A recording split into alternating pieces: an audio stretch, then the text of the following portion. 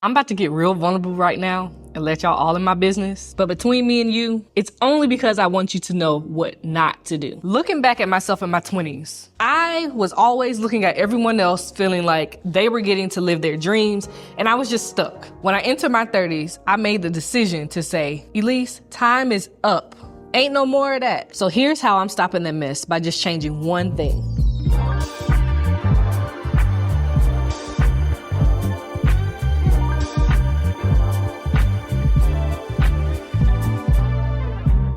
I want to take you back to the mindset that I was in my 20s so you can have a better context about how I even arrived at this point to realize that I needed to make a shift. So if you looked at my life on paper, I probably looked like everything was fine. I did everything at that point that society had told you to do. I went to college, graduated in 4 years, and then turned around 2 years after graduation and got my master's degree. So it's like, here I am, these 2 degrees are supposed to make me more prestigious. We know how that goes. But that's a tangent for another day. Let me just get back focused. But I couldn't shake this feeling that it just felt like I wasn't good enough. Like everybody else was getting to live this ideal life, I guess I would say. I wasn't equipped with the language, the emotional intelligence, any of that to really identify where these feelings came from. But I later identified like the reason I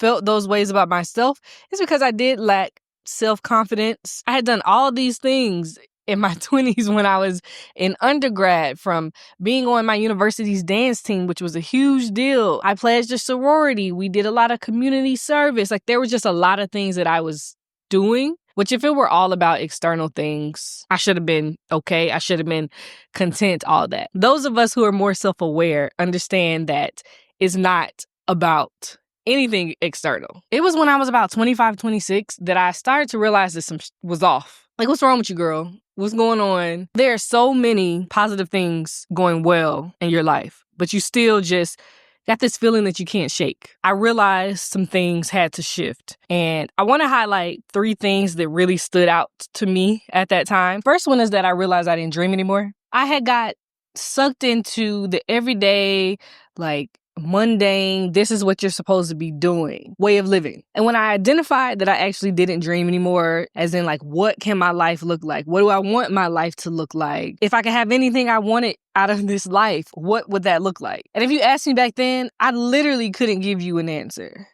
I would give answers that I thought I should give, not any answers that were based out of deep introspection that I had done. I realized that the root of that was that deep down within myself, I felt that I wasn't deserving of any of my wildest dreams coming true. And I would be sitting here lying if I told you that I got to that realization on my own, because I didn't. So I got into therapy to start to unearth any of the negative beliefs that I had about myself so that I can move forward and begin to change my life, change my perspective on everything. And my second realization that really helped to start to unlock even more for me was the realization that I suffered from a lot of fear. Fear of everything. Fear of being seen. Fear of failure. Fear of not being good enough, which is really kind of still fear of failure.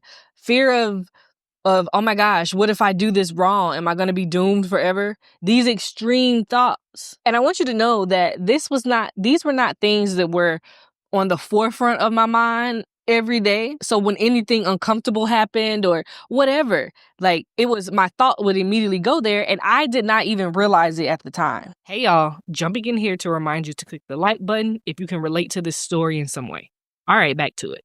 I know you probably listened to all that and was like, oh my gosh, that seems like a tough space to be in mentally. And you're right.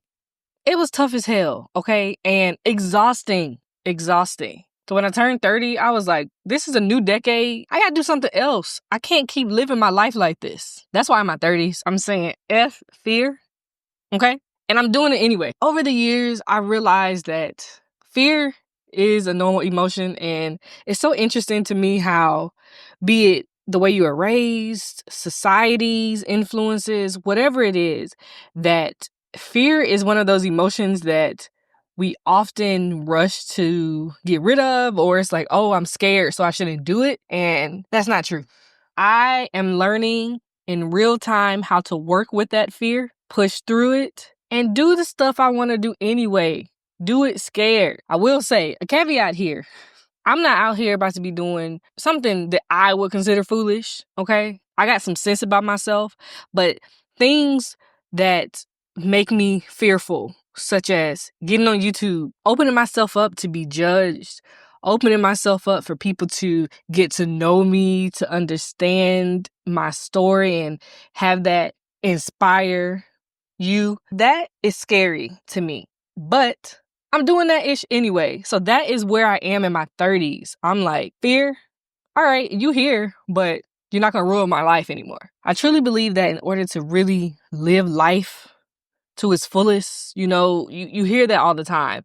But part of that for me is living authentically to who you are at your core. And if you let fear get in the way of that, I mean, A, you'll probably never really figure out who you are at your core, but then 2, you aren't really living. Interesting enough, I recently had a conversation with my dad and we were talking about some things, and as he's approaching retirement age and things shifting and all of this stuff. And I asked him, hey, if you could do anything in the world that you wanted to do, what would it be? He initially said, you know what?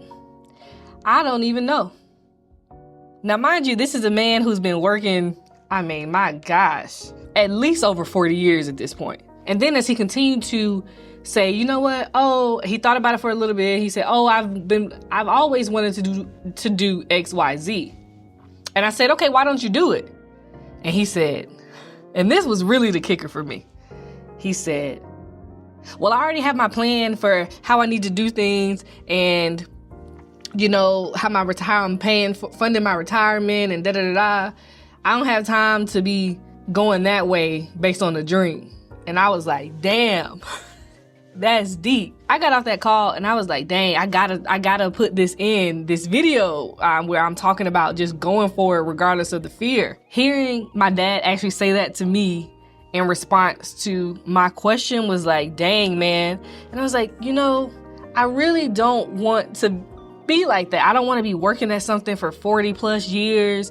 And then when I technically can go for something, I don't want to let fear hold me back and be like, oh, it's just a silly dream. That wouldn't be authentically me. If you've been hesitant to chase your dreams, or you've been really scared to take that leap and just try something new, I'll be documenting my journey here of saying, F the fear, you doing it anyway. Do it scared. And I hope I can inspire you to bet on yourself. So please subscribe to join me on this journey and let me know in the comments what's one leap you're taking this year to bet on yourself.